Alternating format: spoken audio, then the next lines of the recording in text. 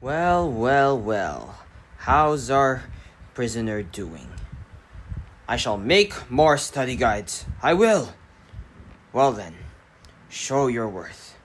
I'll ask him to open the gates. All the way, sir? Open it. Thank you. Show your worth.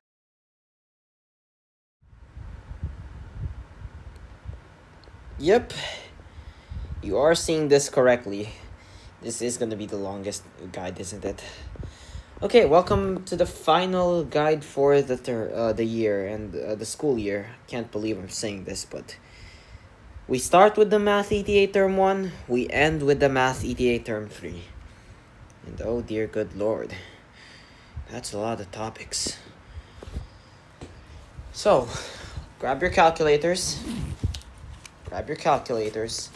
get those formulas on the notebooks, because this is going to be a long one, and I can assure you that. Okay, let's start with Unit 1, Similar Triangles. First and foremost, describe a proportion. So to review, a proportion is basically multiple ratios that are multiple fractions that are equal to among each other. An example of a proportion is 1:2 is equal to, let's say, 4/8. So we can identify a proportion by checking by cross multiplication. When we multiply the numbers in red, we get 1 times 8, that's equal to 8. Meanwhile, once we multiply 2 and 4, we also get 8. That means these two ratios, I just expressed them in fractions form, are proportionate to one among another. These numbers can be used to identify side lengths or anything that really needs a measurement. And that's really all for a proportion. It's just basically two fractions that are similar. And when you simplify them, you can get the same result. So like 4/8 just simplifies back to 1/2. So very well said. That is easily I think that's gonna be the shortest one for it's gonna be the fourth that's describing a proportion done. But a fundamental law of proportion is that the means of the we'll change this to notation, ratio notation here. So another fundamental law of proportion is that when the product of the means is equal to the product of the extremes. That means when you have a proportion like this, it means that these outer two numbers, once again 1 and 8, is equal to the product of the middle two numbers, this time 2 and 4. So 1 times 8 is 8, and 2 times 4 is also most certainly 8, and hence this is why this is a proportion. Another thing to consider is that for everything A over B is equal to C over D, AD is equal to BC. That is going to be your fundamental law of proportion. So this is the fundamental law of proportion, and this is going to be the what do you call this? The product of the means and extremes rule. I'll just call it that to make things simpler. So that's really what we need to know for the proportions, and this is just a quick review, so we're gonna get to problem solving immediately. So once again, we're going to now solve word problems involving proportions. So let me get some sample problems from our previous test to check back on what possibly what is our possible mistake. Okay. Okay, so I'm now going to teach you how to prove the similarity of triangles. But first, let me illustrate the possible scenarios where stuff are similar. So as you can see, we have three cases here where it could be similar. So first and foremost, I'll do the SAS similarity theorem. So SAS is something like this. So for, let's say, for two triangles over here, if, let's say, this one is 2 and this one's 4, and let's say this one is both 30 degrees, and this one is 5 and this one is 10, so this is SAS. You might be wondering why. First and foremost, we have a 2 over here and a 4 over here. These sides correspond to each other. So we can say that 2 over 4 is one of them. And then we also have a corresponding side, 5 over 10 over here. So we can also say 5 over 10. Cross multiplying to check, we got 2 times 10, that's 20. And 5 times 4, that's also 20. And as well as with the sandwiched angle being both 30 and also, and also corresponding to each other, this is an example of SAS. Next, we're gonna do SSS, which is even easier. It's actually pretty easy to the fact where I don't think there's any proving. Like, I can't think of a scenario where we need to prove it. Because most of the time you'll end up either using SAS or AA anyway. But basically, just find the three corresponding sides, something like this, and then yeah, there you go. This is an example of SSS. Meanwhile, for AA, you only just need two triangles with 2 corresponding angles. So something like this is already good enough. Very good. So a common theme for SSS, it's usually like this, a figure like this or a figure like that. For SSS, it's usually just like a parallelogram, and then just like divided like that. And then for AA, it's usually just really arbitrary cases, something like this. Okay, let's get started. So wait, let me just label this as AA. And there you go. I have just illustrated the similarity of figures right there. Okay, so these are also the conditions that prove for similarity of triangles. So let's get started. First and foremost, let's do our SAS example and let's review. If you watch these videos, you already know what to do. But if you're just new to this channel, welcome. And we are going to be proving now. Okay, so when starting a formal proof, just make sure to write the given as always. By the way, you do not need to memorize these statements. You just need to know what comes next after them. And usually everything will just fill in its place. Only a few, the test definitely looks like something like this. It's not completely blank, so no need to worry about that. So given that BAE over IA is equal to RA over NA, prove that angle B is congruent to angle Y. Oh, I, sorry. So we got the given over here. The second one states that vertical angles. Let's review on vertical angles. It's basically when you have an hourglass shaped or figure, it's usually this one and this one. So we got, we also have a clue that BAR is congruent to IAN. And we just need the definition. So we just need to define when we see definition of something, you just need to define what is that something. So in this case, we know that by vertical angles are congruent, we know that our two vertical angles are angle BAR and angle IAN are vertical angles. So that's what you do when you find a definition. You just define which vertical angles are you looking for and state that they are indeed vertical angles. So we have an angle over here now.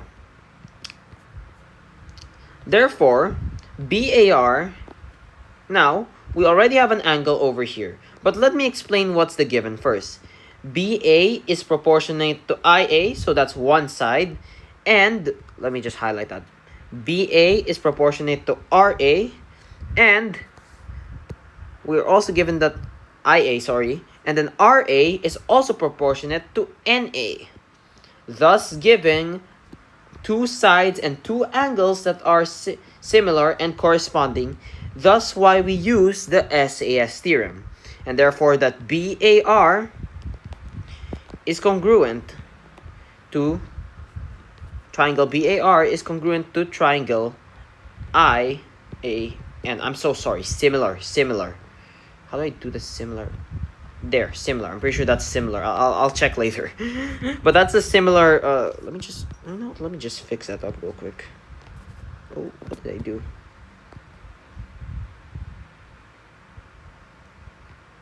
There. So that's the congruent. No, that's a similar symbol. And then we need to prove that angle B is congruent to I. So how do we know that corresponding angles of similar triangles are congruent? Basically, if you take the first letter or first two letter, it corresponds to the first two letters of the other triangle. So when defining an angle, we choose angle B. So that's angle B. And then what's angle B in this statement? That's the first letter. So therefore, angle B is congruent to the first letter of this statement over here, which is angle I. And there we have it. This is the solution for the first one, right there. And I just realized that I had two of the same worksheet over there. I think I confused it for another worksheet. So let me just fix that up and I will get back to you. Let's give ourselves a further challenge. We're gonna apply some, this time we are given all of the reasons, but now let's have a mix of statements and reasons that are missing. First and foremost, we're given that B is congruent to I. By the way, in the worksheet, we already know that this is SAS theorem, okay? This is SAS theorem. I think, no, we prove it again. So once again, we have these are congruent, and BAR and IAN are vertical angles. Once again, as you could see over here, we just defined them, and as you could see, the reason is definition of vertical angles. And yeah, we're just really defining the vertical angles. So we just put def of vertical angles. That's it. Then, vertical angles are congruent. So usually, it's really weird, but like vertical angles and any type of opposite angles, interior, opposite interior, opposite exterior, usually they're either supplementary or congruent. You can really just prove this by just looking at it, and you really just don't really need to mess with the visuals. So in this case, vertical angles, as per this one, are congruent, and this is called the vertical angle theorem. Oh, sorry.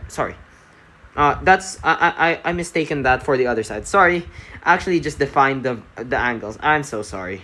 So just BAR is congruent to IAN, angle IAN.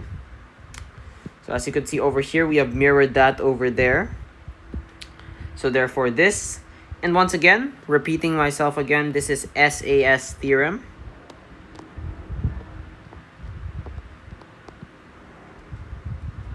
And therefore, we can actually take out this statement. So basically, we just take BA, and take it over the corresponding. So first two letters, though, so IA is congruent to, is equal to BA. So that's gonna be RA, and then we take another thing. So let's say third letter then second letter. So RA over NA, because we did the third and then second letter. So RA over NA. Then we just cross multiply. So that's what we call definition of similar triangles corresponding sides are proportional. That's a really weird statement, but that's how it goes, I guess. And then we have the multiplication rule, the cross multiplication rule, and that's what we call the fundamental law of proportion.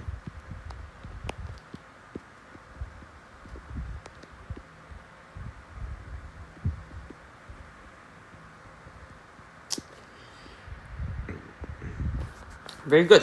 We now have SAS theorem done. So, yep. Might as well take off SSS theorem because I did not encounter a single dang proving one. So let's continue. So for AA, this is the only one. So given that C and D are DEA are right angles, prove that AD times BC is equal to AB over DE. Alright, let's get started. First and foremost, let's see the given. Let's just, copy paste that. Just put it there. It's not going to fit anyway. So angle C is equal to angle DEA. Why? It's because of the right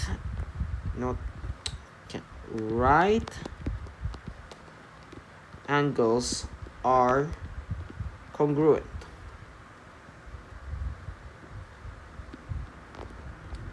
Next, so we now have one. Okay, let me just highlight that. We have now proven that we have one congruent angle. So then we need to say, why do we say A is congruent to A?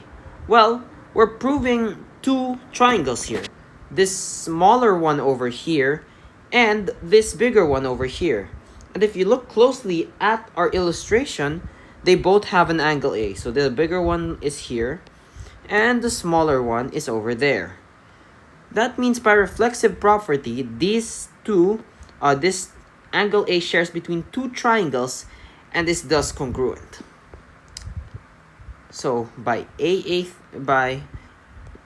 theorem, it is. Next, so we want AD times BC is equal to AB over DE. So basically, just make two of these first. And then the easiest way to go about it is just do AD and BC. And then make sure they're just like diagonally apart, like this. And then you got AB over DE. AB over DE. Then we can cross-check to see if that is, correct. So AD and AB, so the first and second letter all over each other, that's correct. And then DE, the second and third letter, as well as BC, the second and third letter once more. So we have made a statement here. So that is correct. So this is the correct statement. You can flip these, but do not change the letters. So it's okay if you say DE over BC equals AD over AB. That's also correct. But this is what we want to have. And then we have AD times BC is equal to AB times DE. And that's once again the fundamental law of proportion. And there we go. Once again, we have proved yet again the we call this the cases we need for similarity. So we can add that to our list over here.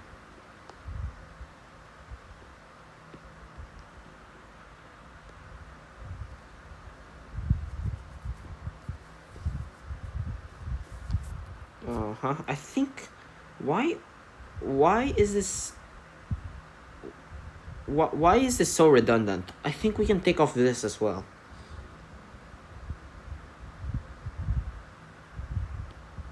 Okay, let's just make sure, and that's okay. All right, now I'm gonna get back to you with the leg and altitude rule. Okay, let's give me a little bit of a break, and I will definitely I'm gonna be back, don't worry. Alright, okay, so we're now into the right triangle similarity and the Pythagorean part. Okay, so first and foremost, another thing that they neglected is that it's actually under the altitude rule is under this. The altitude and leg rule is under this, but let me just get away with the special right triangle theorems. These are very easy. So special right triangle theorems, we have two of them. For any right angle that has 45, 45, and 90, we can say that the sides opposite to each 45 angles as x. And the hypotenuse, the one that's opposite to the 90-degree angle, will always be x times square root of 2. So that's the first one. And the second one is for any triangle that has the measurement of 90, 60 degrees, and 30 degrees, like something like this, the side opposite to 30 degrees, so it's this one, can be considered as x. The side opposite to 60 degrees, which is this one, can be considered as x square root of 3.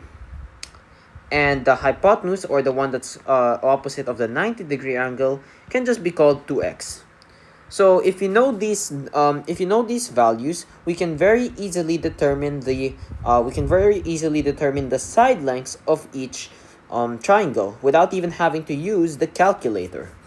So I'm gonna prepare a few like mental drills, and I'm gonna explain to you why we get that one. So let me get some examples.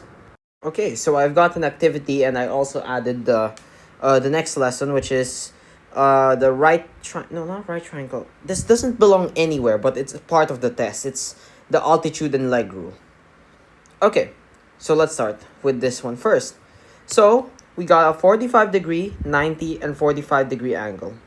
So this is the 45-degree angle, and it's opposite of 2 square root of 2, meaning that 2 square root of 2 is our x.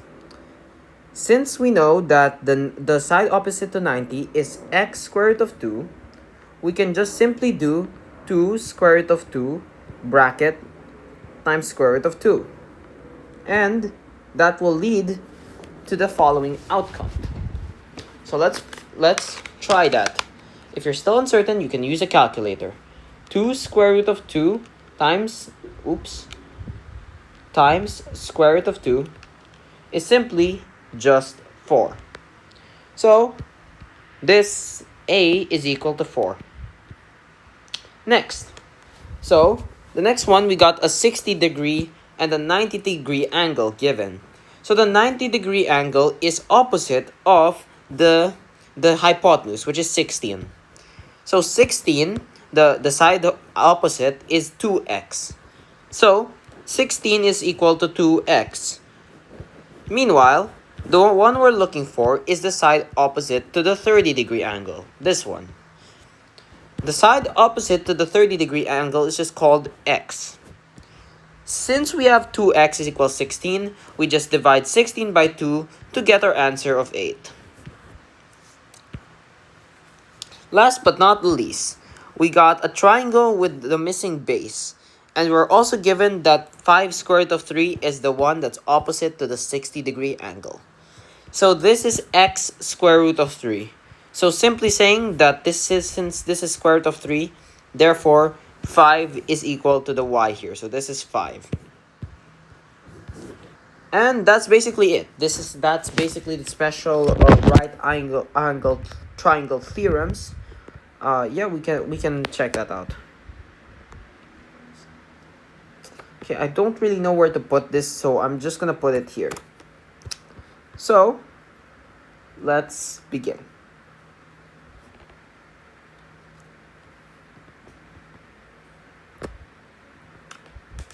Okay, so this is what I call the altitude and leg rule, where this one, the highlighted red line here, is called the altitude, and these two are called legs. So we're gonna solve for everything, all missing sides in the triangle. First and foremost, let's solve for DC, as in dog to cat. We know that this longer line is 25, and a part of this line is 9. By simply doing 25 minus 9, we can get the rest of the line, which is obviously just 16. Here's where it gets a little bit tricky.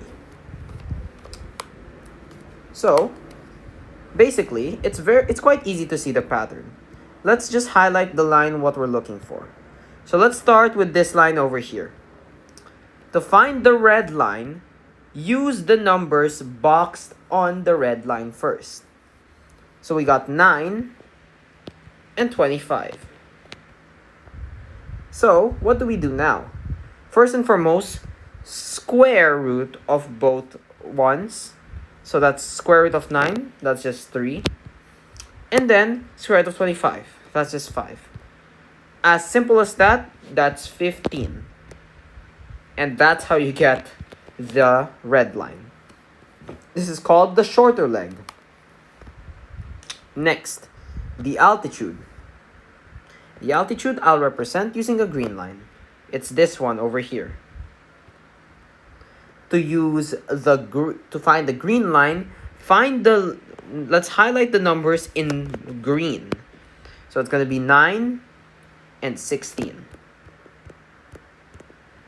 So once again, following the same process, square root of 9 times square root of 16 is just 3 times 4, which means the green line is equal to 12. Lastly, for the purple line, which is this one. To find out the purple line, just find the values boxed in purple.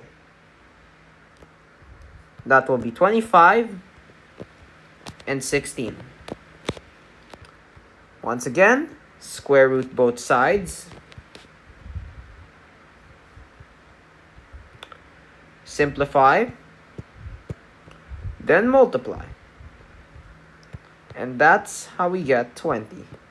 And that's how we solve our altitude theorem. And I think we're almost done. I'll just pull out another problem over here. I think we can cram it here. Yeah, we can cram that there. Yeah, okay, sure. Let me just make sure every layer is working properly. Okay, let me just fix that real quick because I'm gonna purge the layer 3 later. So we've covered a special right triangle. Very nice.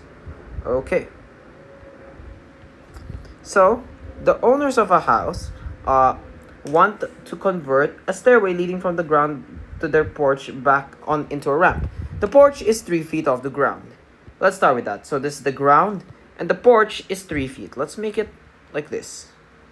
So we know that this is 3 feet. This one.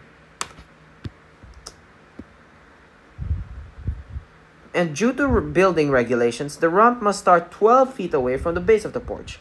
So this point is the base of the porch. I'll highlight it in red. And we have to go 12 feet from that, which is this one. So, which means this is 12. We need to find this one. How do we do that? We can use the good old famous a squared plus b squared is equal to c squared. So c squared is the hypotenuse, aka the side opposite to the right angle. And you can just transpose to find any other missing sides. So we just do 3 squared plus 12 squared is equal to c squared. Let's put that into our calculators. 3 squared plus 12 squared is equal to 153. C squared is equal to 153. By square rooting our answer, square root, we can find out that C is approximately 12.37. And that's our answer.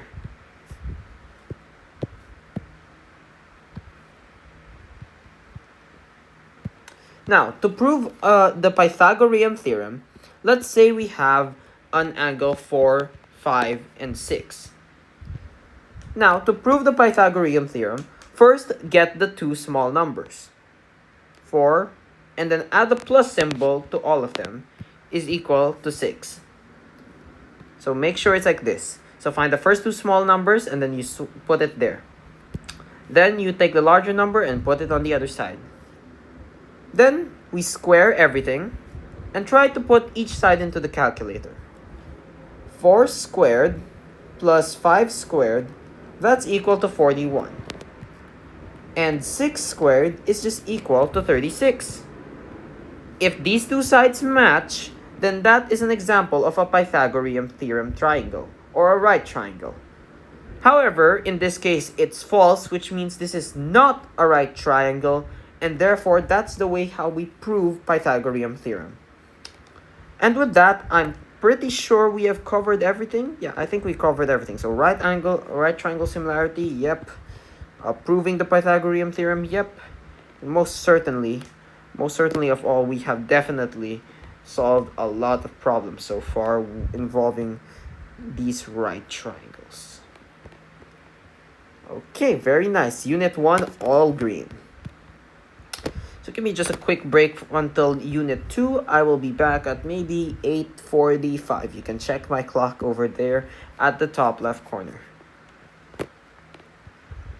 Okie, just cleaning up this. Alright, I'll see you later. Okay, so 8:45, as just I said, I'll be back.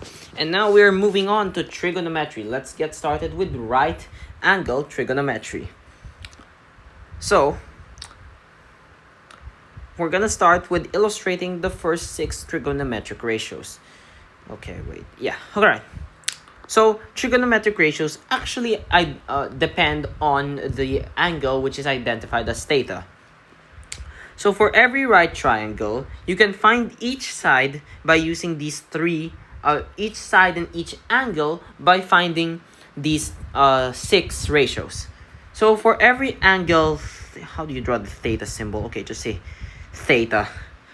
Okay, I forgot how to draw the theta symbol. Okay, just put theta. For every angle theta, the side that's opposite to theta is called the opposite. The side that is what do you call this? Opposite to the right angle is called the hypotenuse.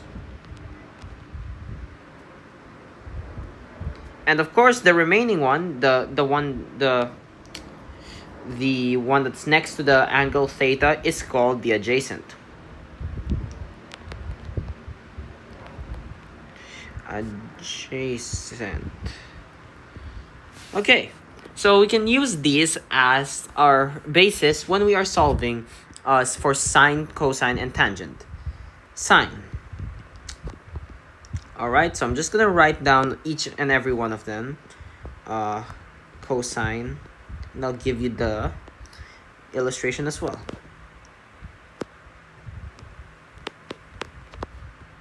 So,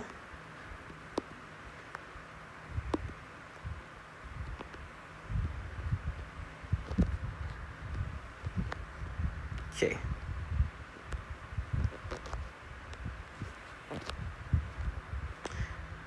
Okay, let me just, sorry guys. I'm just preparing this. Very nice. Okay, so I'm gonna use the same thing, and remember the highlighted angle is theta. First is sine. It's equal to the opposite. Oops, let's use a different color. Opposite over hypotenuse. You know, that S looks ugly. Yeah, that S looks ugly. So, the sine is equal to the opposite over hypotenuse.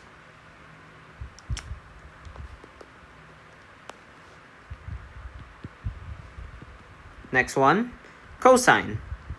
Cosine is equal to the adjacent over hypotenuse. So let's highlight that. Adjacent over here over the, once again, the, okay, fix it. It's blue. The blue is the hypotenuse. Fix the colors. Okay, blue. Hypotenuse. Got the A and the H.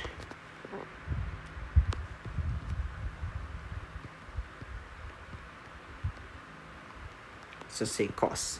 And then meanwhile, the tangent is just opposite over the adjacent. And I know I'm gonna get a lot of laughs for this, so let me just finish that. Here we go. So, I know I'm gonna get a lot of laughs, but once again, for the last time of this, well, not the last time of the century, but for once in study guides, we're gonna use this thing that everyone uses, which is SOHCAHTOA.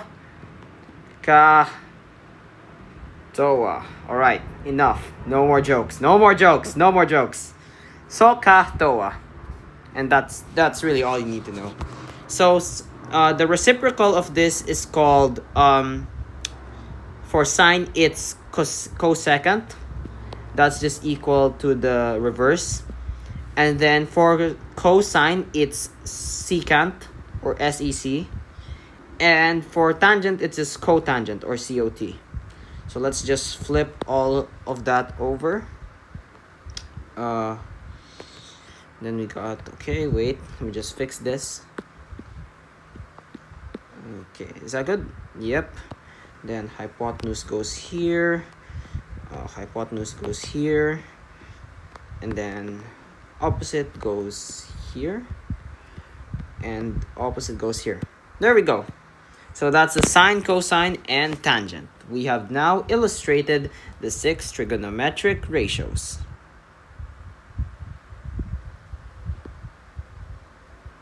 Okay, there we go. All right, so for trigonometric identities, I just looked it up. I just look it up. I'm certain we did not answer that in class. So let's just say that this is just a redundant saying of like the opposite, adjacent, and hypotenuse, okay? Let's just say that, okay? We did not discuss that. So the next one we have is the trigonometric ratios of special angles.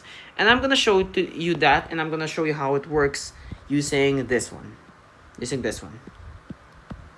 So I'm just going to get my table real quick. I have not memorized it, but once again, you do not need to memorize this table. All you need to know is how these work, and you will be able to fill that table in literally no time. Okay? So let me just get my table, and I'll check in a bit. And here is our table.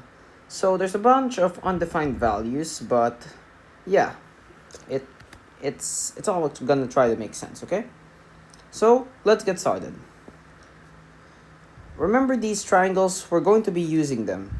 So I just replaced x with 1 for simplicity's sake, so just ignore that x. Actually, just ignore that x. Very good. Okay, so I want you to grab your calculators to verify with me. Let's start. So sine of 0 is 0, obviously. So this is 0. For cosine, it's 1.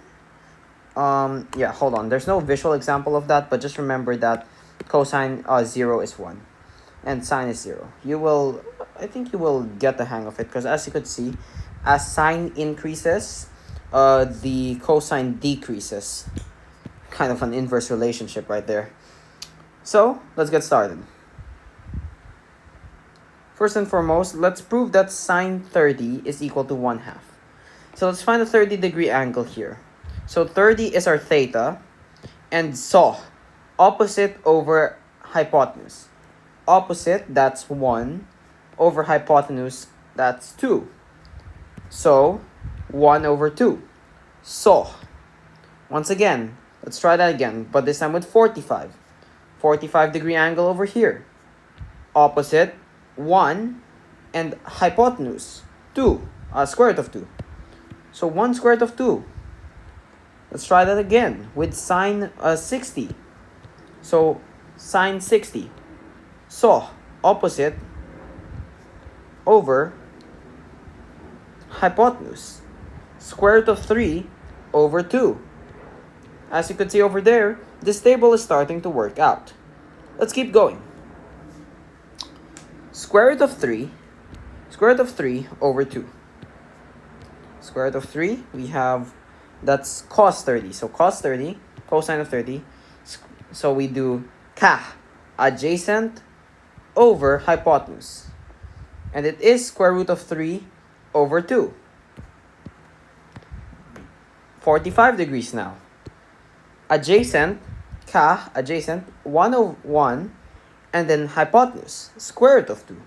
1 over square root of 2. Once again, for 60 degrees. Adjacent, 1. Hypotenuse, 2. 1 over 2. Very good. And then lastly for tangent, TOA. 30 degrees first. Adjacent, TOA, opposite. Opposite, 1, and adjacent, square root of 3. 1 over square root of 3. 45 degrees. TOA, adjacent over hypotenuse. Oh, TOA. Adjacent over opposite, sorry. Opposite over adjacent. 1 over 1, just 1. I'm so sorry. I feel so sleepy. Alright, then for 60, TOA. Opposite over adjacent. Square root of 3 over 1. And for the rest, just find their cosecant, secant, and cotangent. You just reciprocate all of these. The reason why we have undefined for this 90 degrees, so let's try that. So TOA, right? So 90. So 90 degrees. We got opposite. So we got opposite over adjacent, which is like nothing. So yeah, it's just undefined. So same thing here. So like cosecant. So sine 0 is 0 over 1. But when you reciprocate to cosecant, it becomes 1 over 0, which makes it undefined. So that's why some of these are undefined, because when you flip them, they become 0. 1 over 0, something over 0. So that's how we can find the trigonometric ratios for the special angles. So after this, we're gonna do some problem solving. So I'm getting pretty tired. It's getting pretty late. I woke up at 4:30, but let's keep going.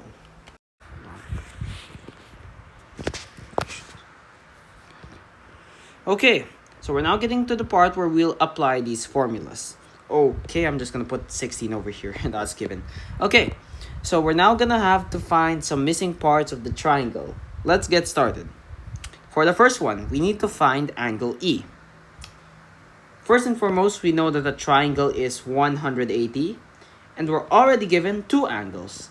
We have minus 90, so for the right angle, and minus 37. This is equal to the last angle, angle E. So 90 minus 37, and then minus 180, that's equal to 53 degrees. That means that angle E is equal to 53 degrees.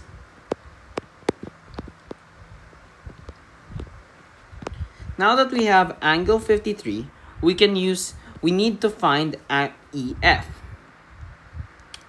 So as we can see over here, we have EF. We don't know what that is, but we can express this as a trigonometric ratio. So we can rely on the given. So we were given 37 and 16. So we got an adjacent. Let me highlight that. We got an adjacent, and we're looking for an what do you call these? Opposite. So opposite and adjacent. We use TOA, and our tangent is 37. So to solve for EF, we need to do tan 37 is equal to opposite that we don't know, x over 16. To find x, we just multiply, we just put the tan 37 on top of 16. So tan 37 times 16 is equal to x. And now we can just put that in our calculators. We can put tangent 37 times 16. That's equal to about 12.06. Very good. We're doing good so far. Now we use, oh, by the way, if you're missing the one at the bottom, this one, you just divide it. So it becomes, if this is the missing, you just do 37 divided by whatever this is, and then that's going to be your answer for the bottom. But this is the top, so that's how we do it, multiply. Okay, next one. We're not given any angles in this one, but we know this is a right triangle. So let's try to find JL first. So since this is not the hypotenuse, we need to subtract the hypotenuse from this side. So it's going to be, according to Pythagorean theorem, that's 21 squared minus 13 squared. So let me just write that down. 21 squared minus 13 squared is equal to 272. c squared is equal to 272. Oh, sorry. Let's call it b squared. So get b squared is equal to 272. And b is approximately 16.49. So this is 16.49. Alright. We now need to use a different function on the calculator. So we need to find angle K. So when we're looking for angle K, of course we can use any of the three sides, but we need to use the ones that are given to us for the exact measurement. In this case, 13 and 21. So this is our theta, and we have 13 and 21 over here. So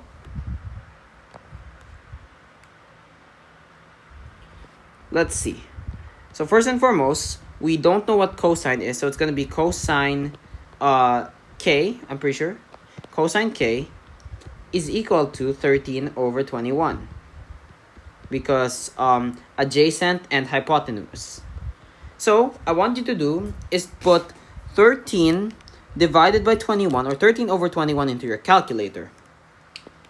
Then I want you, this is going to be your answer, right? Whatever your answer for 13 over 21 is, I want you to then go to shift cosine -1 and then go click the answer button.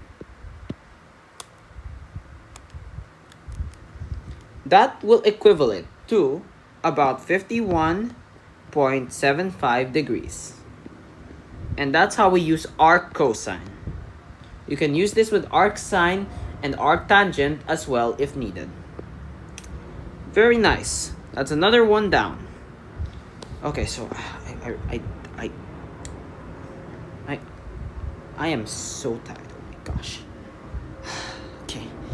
We still have another unit to cover and elevation and depression. Oh boy. Right. Just gonna prepare myself. Okay, let's go. Okay, so the next one is going to be the angle of elevation and depression. So to not confuse these two, so they're just okay. So just imagine your eyes as a starting point. You can either tilt your head upwards, and that creates an angle of elevation, something like here. So the red dot represents your eye level, and looking up creates an angle of elevation. Meanwhile, starting once again from your eyes looking straight ahead, you can also look down, and that creates an angle of depression. Note that it's not really at the eye level, it's just usually the starting point. So that starting point or that vision of that starting point could either point upwards or downwards. And that could be the elevation and depression respectively. So you may be asked on the test which of these four angles are the elevation and depression. So disregard these two black angles that I just draw here because these are the two right ones, the elevation and the depression. So find your horizontal line first and then take the first angle up or down in order to find the elevation or depression. There we go. As simple as that. As simple as that. It doesn't get any more simpler than that. That's the angles of elevation and depression. So I'm going to start with an angle of elevation example. An escalator has an angle of elevation of 34 degrees and a vertical rise of 7 meters. Draw a clear and labeled diagram representing the situation and calculate the length of the escalator. First and foremost, we have a vertical rise of 7 meters. And then we start over here. Because escalators go upward or downward, but since this is an elevation, we start upward. We start going upward. So we got over here a starting point. And we got all the way over here and forming a triangle like this. And since this is the angle of elevation, this is 34 degrees. Okay. Now, we need to first find, what do we need to find? We have the length of the escalator. Remember that the escalator is a set of stairs. And most definitely, you are not walking in an escalator like this. Absolutely not. You're not going to climb up like this, are you? Absolutely not. Instead, you're just gonna go on the stairs and do this. So in this scenario, we are looking for the hypotenuse, and we're given the opposite. So we're also given 34, and we have an opposite and a hypotenuse to find. So sine 34 is equal to 7, which is the opposite, over unknown. And just like I said, to find x, we just swap the places of x and sine 34. So that becomes x equals 7 sine 34. Plug that into our calculators. 7 divided by sine 34. 7 divided by sine 34. And that will give us our approximate answer of 12.52 meters. So let's just add let's just add a railing over here to ensure that that's the elevator. Like that. There we go. That's good enough. That's a good enough illustration. You can label it as well. And there we have it. Yep, there we go. That's how it works. That's how it works. That's very good. Very good. This is what we got. And yeah, that's the correct answer. 12.52 meters. I'll come back with you with an example of angles of depression. Right? Depression, correct. Okay. So we are down to the last topic for Unit 2, and use trigonometric. So we already have one. Here we go. Problem 2. If an airplane is cruising at a height of 9 kilometers and wants to land at an airport, it must begin its descent. So okay, it must begin its descent so that the angle. Okay. So we're looking for the horizontal distance here, and I'll explain why. So first and foremost, we have an airplane over here cruising at the height of 9 kilometers. The angle of depression, so starting from here, we go like this, and we want that one to equal to 7 degrees. So like this, 7 degrees. So how do we solve this now? So since this is 9 kilometers and these the ground and the cruising altitude is parallel, we can just do this, and this is still equal to 9 kilometers. All right. Then we need to begin descending. So we're not going to stay at the constant. So this is not the correct line. This red line is not correct. We want to descend. So we need to go going down, which is the hypotenuse. Okay. So we're given this one. This is a opposite over hypotenuse. And once again, it's sine. So let's type that. Sine of 7 degrees is equal to opposite 9 over x. Similarly to like last problem, we do x is equal to 9 over sine 7. Let's put that in our calculators. All right. 9 over sine 7. That's equal to 73.85 kilometers. And that is correct.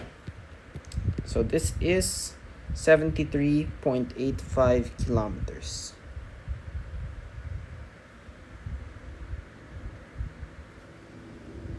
Okay. If we're looking for this one, it's usually this one. But if we're looking for this one, it's usually a different formula. But we normally would solve for it depends on the situation, honestly. Sometimes we solve for this one, but you know what? Let's solve for the other one. It's gonna be opposite over adjacent, so TOA. So tan 7 is equal to 9 over x. And then x is equal to 9 tan 7. 9 tangent 7. Oh, what? Delete. Yeah. And then we get something like 73 point. 3 kilometers. But yeah, it just depends. You can ask your teacher, or if they don't don't answer, they you can just analyze the problem more. It's usually not this vague. This is a poorly worded question, so yeah, this is the answer. So as you can see clearly, we have used the trigonometric ratios to solve problems using right triangles. But what if they're not right triangles? And that's where unit 3 comes in. Oh boy, here we go. Alright, this is the final unit that I'll be ever covering for grade 9. Once again, thank you so much once again. Enjoy the rest of the guide, and I hope it helps. Oblique triangles, what are they? So what I've illustrated here is a right triangle, but an oblique triangle is it's a triangle without any what do you call this? A right angle. So we have to deploy 2 new formulas. Oh, actually 3. Three. Yeah, 3. Yep, 3. So we're gonna have to deploy the following formulas. Law of sines, where it states that sine A over side small a is equal to sine B over B is equal to sine C over C. So this is an angle, and the opposite to that angle is the respective side. So I'll illustrate this later. Meanwhile, law of cosines, we have 2 of them. Cosines. That's equal to 4 sides. This is equal to c squared is equal to a squared plus b squared minus 2ab cosine c. And for there's 2 alternate formulas, but I'll do c squared na lang. So, and then we have sides, and then for angles, it's angle C is equal to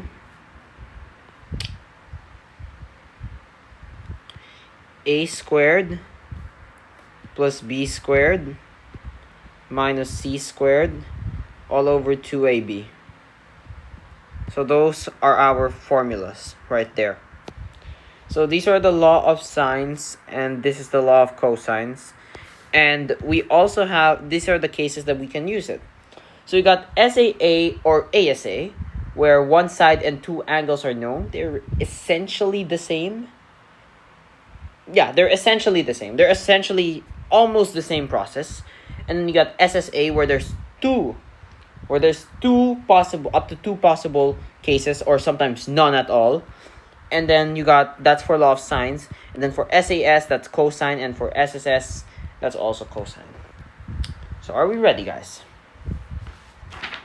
So let me just take a look at my paper real quick. Our example paper contains the law of sines and cosines. Very nice. Okay. All right. So first one, let's apply the law of sines. So the law of sines over here. We got A, B, and C. And we are given 47 degrees and 50 degrees. We need to solve for angle B, side B, and side C. So first, let's mark our side. So this is angle C, so this is side C. This is angle B, so this is side B. And this is angle A, so this is side A. We don't need side... We are given side A, sorry. We are given side A, which is 76. Okay, let's begin. So, let's analyze first what are we given here. We got an angle, and the side. AAS. AAS, so this is, or SAA, that's gonna be the law of sines. Now, let's illustrate. First and foremost, I want you to find a letter pair that has both the given angle and the side. So that's going to be angle A and side A. So according to our law of sines, sine A over A is equal to sine B over B. But first, you know what? Before we get into this, let's find angle B. So obviously, we can just do 180 minus 76 minus, minus 47 minus 50 on the calculator. That's equal to 83, and means angle B is 83 degrees.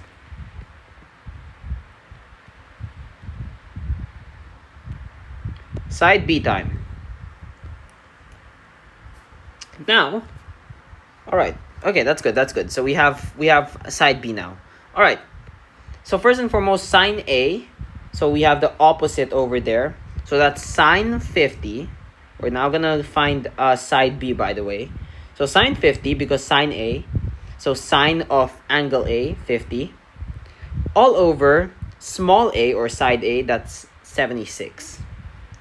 Is equal to that of sine B over here, that's 76, and 76, 83 sine 83 over x. Now we can rewrite this and cross multiply. X is equal to 76 times sine 83, so 76 sine 83 all over sine 50. Let's plug that into our calculators. 76 sine 83 over sine 50. That's equal to roughly 98.47. So B is equal to roughly 98.47 units. And it's just the same as, okay, let's just separate this. And it's just almost the same for angles for side C. So once again, you always rely on the given, not our estimated values. So let's add our values once more to find sine C. So sine A over A is equal to sine C over C. So once again, copy paste our sine A over A, that's already given to us, and then sine C over C. So sine C, that's 47. So sine 47 over, we don't know. Same process here again, let's cross multiply. 76 sine 47 over sine 50 is equal to x. Let's type that in. 76 sine 47 is equal to sine 50. Very nice. 72 is approximately 72.56 units.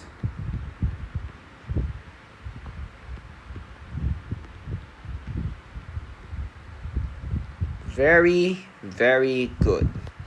So that's an example of law of sines.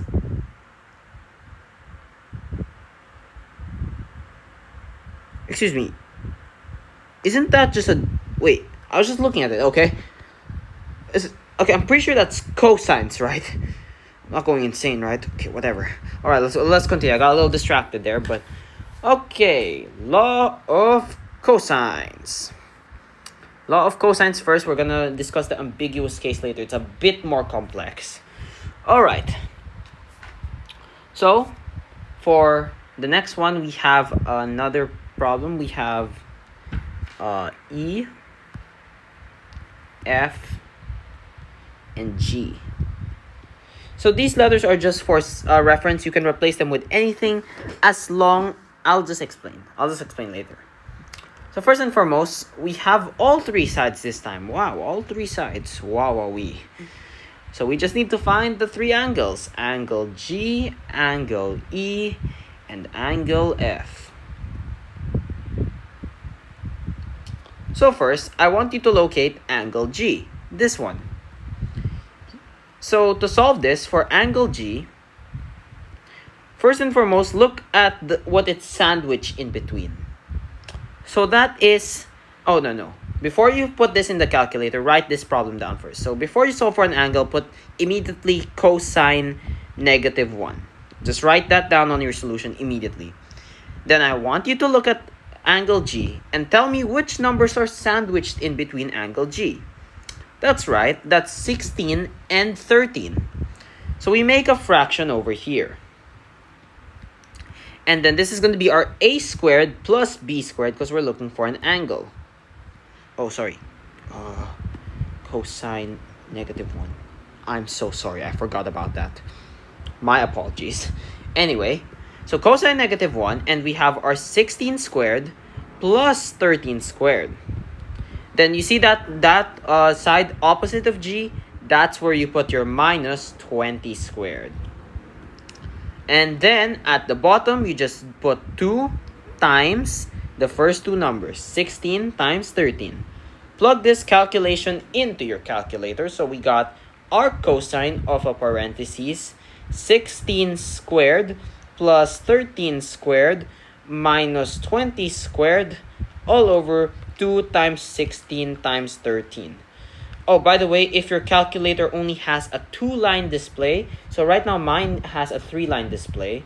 So it's okay if you don't have a 2-line display. If you don't have a 3-line display calculator. If you don't, just find the exact value of this, find the exact value of that, write it down, then just do cosine -1, that value over that value. But it's better to do it all in one if you really can, so that we get the right answer. Once we plug that answer in, we find that angle G is roughly equal to 86.55 degrees. Very good. We're gonna do the same thing for angle E. So, so angle E. Let's focus on angle E now. Once again, same process. Ask yourself in angle E, which two sides are sandwiched in between, before you ask, just put cosine -1 immediately. Then, only then, you can start making your fraction. So ask yourself, which of these two sides are sandwiching E, angle E? That's right, it's 16 and 20. So at the top, 16 squared plus 20 squared. And then what's opposite, the side opposite of E, is minus 13 squared. Multiply 2 times the first two numbers, so that's 2 times 16 times 20. And put that in your calculator. Cosine -1 is equal to, cosine -1 times 16 squared plus 20 squared plus minus 13 squared all over 2 times 16 times 20. Close bracket.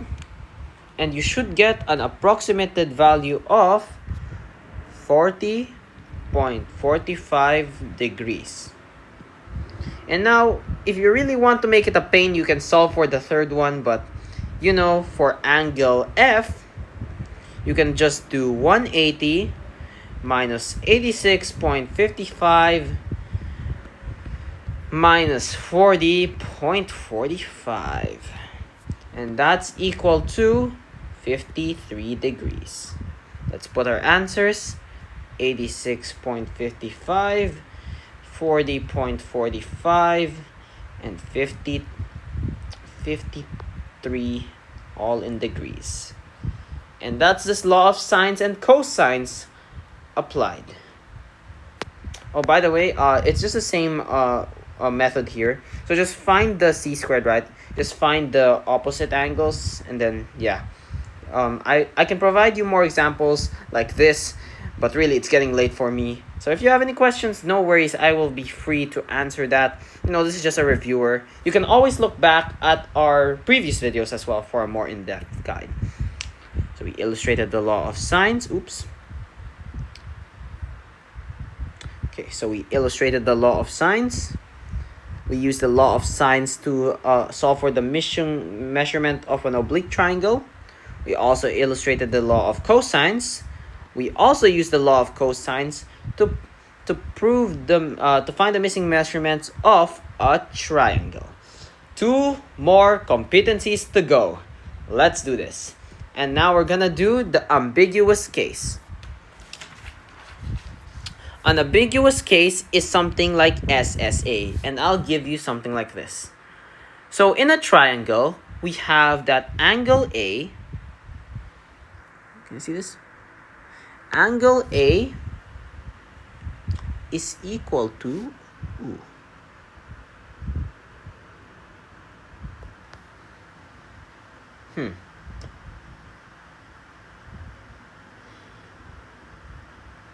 hold on. Angle A? Wait, I think there's an error in this one. Oh no, there's not. Sorry. So it's gonna be angle A is like here, and that's equal to 30 degrees. And that's gonna be side A is 6 and this is 10. So we need to find out how many possible triangles we can form, because as you could see over here, that could really mean 2 triangles, as you could see. So there. It can literally be 30 here or 30 here. Okay, so how do we solve this then?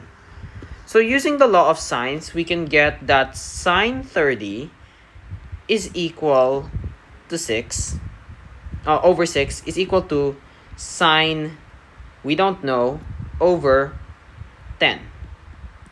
So first and foremost, we do 10 sine 30 over 6 by cross multiplication. Let's put that in our calculator. 10 sine 30 over, 10 sine 30 over 6. That's, and then we want to do this sine raised to negative 1. So once you're done calculating that, just do sine raised to negative 1 and click the answer key on your keyboard. What am I saying? Okay, anyway. I actually got this the solution wrong on this one because it's just a multiple choice, but anyway, this is how you solve it. So once you got 56.44, right? That's the answer. So we have 56.44 plus 30. Because we already have a 30, right? We already have a 30. Now, what I want you to do is first check if this is even a valid triangle. So make this a solve this first. So 180 minus 56.44 minus 30, that's equal to 93.56. So if your answer is not a negative number, good job, that is a valid triangle. Next, I want you still copy 180 minus and then 30. But we don't want to copy paste this one. Instead, we do 180. We want to find the supplement of this one. So 180 minus 56.44, that's equal to 123.56. Now run this second one again. 180 minus 123.56 minus 30 is equal to 26.44. And if both your answers here are indeed a, are indeed a positive number, that means that there are 2 possible triangles. If there's one of these are a negative number, that means there's only one. And if you get a negative number already or have trouble finding the steps, that most likely means there's none, as sometimes one of the sides can be like this. and that does not form a triangle. So that is the ambiguous case for law of sines. Last competency. Let's go. Okay, prepare myself for this one. This is the last one. Here is the last problem. Last problem, the grand finale. Let's do this. Judith is standing for 63 meters away from a tree and 54 meters away from a street lamp. If she makes an... Wait, what? Hold on, I just heard something. Sorry. If she makes an angle of 71 between the tree and the street lamp, how far are the street lamp and tree from one another?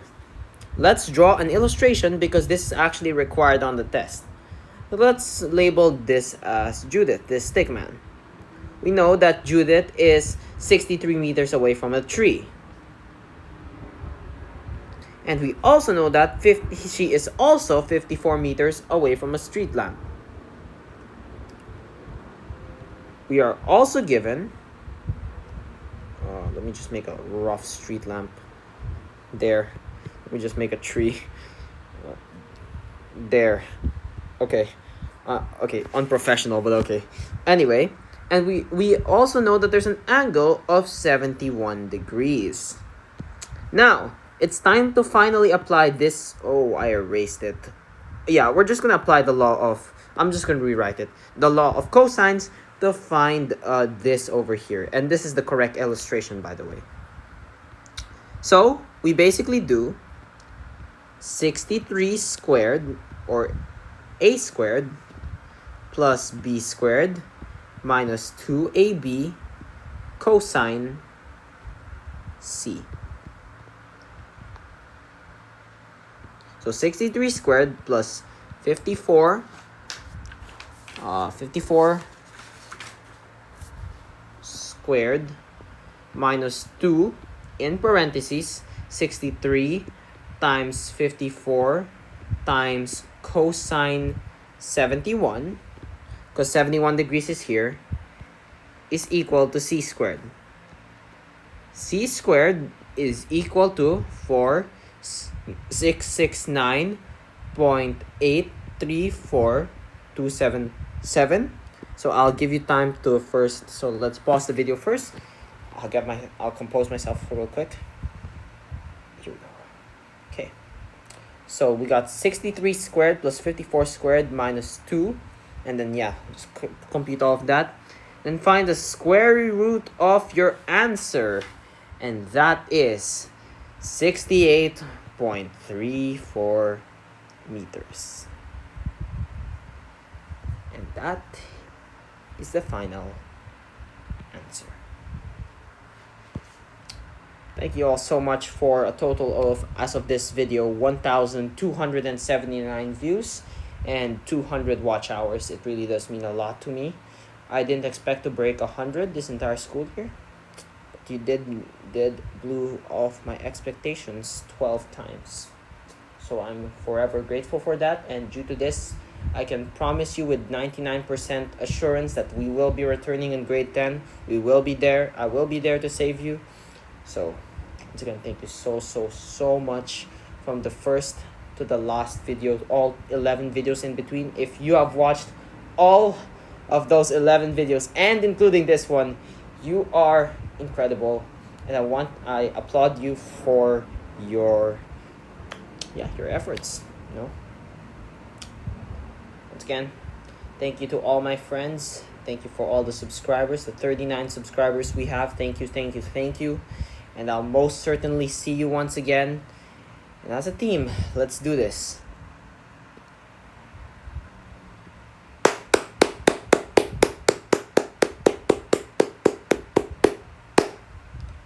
As always, this is Study Guides. And please, as always, take care of yourselves. And I'll see you next year. Heck, I might even have a vlog in summer here. So stay tuned for that. Thank you so much. And I'll see you on the... Hold on. Someone is calling me. But yeah. Oh gosh, I have to go. I have to go. Thank you guys for watching though.